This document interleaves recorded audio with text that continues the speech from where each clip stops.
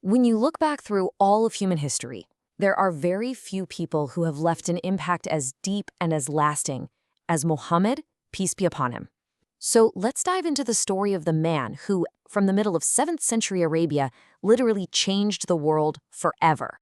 You know, what's really fascinating is how his influence is viewed even by secular historians. Get this, the 11th edition of the Encyclopedia Britannica, a completely non-Muslim source, calls him the most successful of all religious personalities.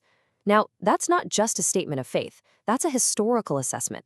So it begs the question, how did one man, an orphan born in the harsh Arabian desert, achieve such incredible success on both the religious and the secular level? Well, to really get our heads around this, we're going to walk through 5 key parts of his life. We'll start with the foundation of his character. Then we'll look at the incredible trials of his mission, his work as a revolutionary statesman, the unbelievable humility of his personal life, and finally, his ultimate victory. All right, let's start at the very beginning, with the man himself, long before his mission ever began. This is all about the foundation of his character, something that was really forged in his youth. Even when he was a young man, his honesty was so well known that his own community, and these are the very same people who would later oppose him, gave him the title Al-Amin, which means the trustworthy. I mean, this wasn't a title he gave himself. It was a reputation he earned through just flawless integrity in everything he did. His character was his currency, and everyone knew it. And this wasn't just the opinion of his own people. Centuries later, you have the Scottish historian Thomas Carlyle describing him as a man of truth and fidelity, pertinent, wise, sincere when he did speak. It just goes to show you that the power of his character really did transcend time and culture. Okay, so at age 40, his life takes this huge, dramatic turn. We're now entering a period of incredible trial and unwavering faith. This is where his mission truly begins. This timeline here gives you a quick snapshot of these pivotal years. He's orphaned at just 8 years old. Then, at 40, he receives his first revelation. For the next decade, he faces such intense opposition in his hometown of Mecca that he has to start preaching to outsiders. And finally, by age 53, the resistance is so bad that he and his followers have to emigrate to the city of Medina. That journey, well, that's a turning point for all of history. And just look at this landscape. This is the world, 7th century Arabia, where his message first had to take root. We're talking about a harsh, unforgiving place full of tribal warfare, scarce resources, and traditions that were set in stone. It's in this incredibly difficult environment that he had to build a whole new way of life. One of the most powerful tests of his character happened in a town called Taif. He went there looking for support, but instead he was violently rejected, stoned, and literally run out of town by a mob. Yet when he was offered the chance for divine revenge, his response was just extraordinary. He prayed not for their destruction, but for their descendants, hoping they would one day worship God alone. That is a truly profound moment of mercy and incredible foresight. So that brings us to his time in Medina. And this is where he becomes not just a spiritual guide, but a revolutionary statesman who literally forged a nation out of scattered, warring tribes. One of the very first things he did in Medina was draft what many historians consider the world's first written constitution. I mean, this document laid out principles that were unbelievably modern. It established a pluralistic nation, an Ummah, that included Muslims, Jews, and other tribes. It guaranteed religious freedom and property rights for everybody. These are concepts that would become the bedrock of civil societies centuries later. It was basically a blueprint for a just, cooperative society. He also completely revolutionized how Arabs thought about warfare. Before him, fighting was all about disorganized tribal raids, usually for honor or for resources. He completely flipped the script.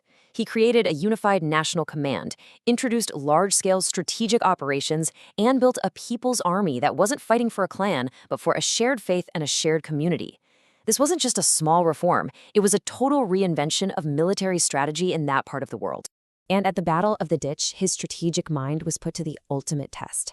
You have this massive army, 10,000 strong, marching on Medina to wipe them out. The Muslims were totally outnumbered, so they adopted this brand new strategy suggested by a man named Salman the Persian. They dug a giant trench. Now, this was completely unheard of in Arabian warfare.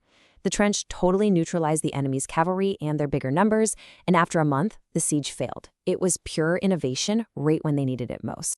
So, with all his power as a statesman and a general, What was he like at home? You see, the most powerful man in Arabia lived a life of just incredible simplicity and humility. The difference between his public power and his private life it's staggering. His home was so small he'd have to ask his wife to move her legs just so he'd have enough room to prostrate in prayer. He slept on a rough straw mat that left marks on his side. There were months where his family would survive on just dates and water. Here's a man who controlled the entire Arabian Peninsula, but his personal possessions were almost nothing.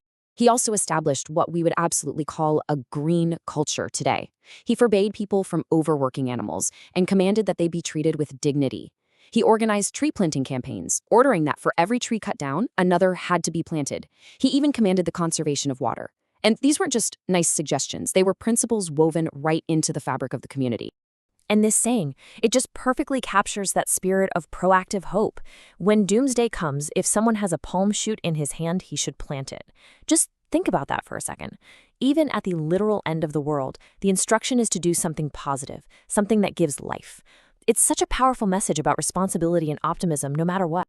And all of this, it all builds to his final victory. A victory defined not by conquest, but by something else entirely: mercy. So, picture this. After 20 long years of persecution, exile, and war, Muhammad returns to Mecca, the very city that threw him out, at the head of a powerful army. His old enemies, the people who had tortured his followers and tried to kill him, were now completely at his mercy. The big question is, what would he do? In that moment, in his hour of greatest triumph, when revenge would have been expected, maybe even understood, he did the last thing anyone expected. He declared a general amnesty. He forgave all of them. No reprisals, no settling of old scores, just forgiveness. He famously told them, "Go your way, for you are the freed ones." And when his life's work was finally complete, he didn't ask for tribute or for glory. Instead, he just asked his people for their testimony. Had he delivered the trust? Had he communicated the message? And that simple question, it reframes his entire legacy. It was never about building an empire for himself. It was about fulfilling a mission whose message would go on to shape the course of history and the lives of billions of people.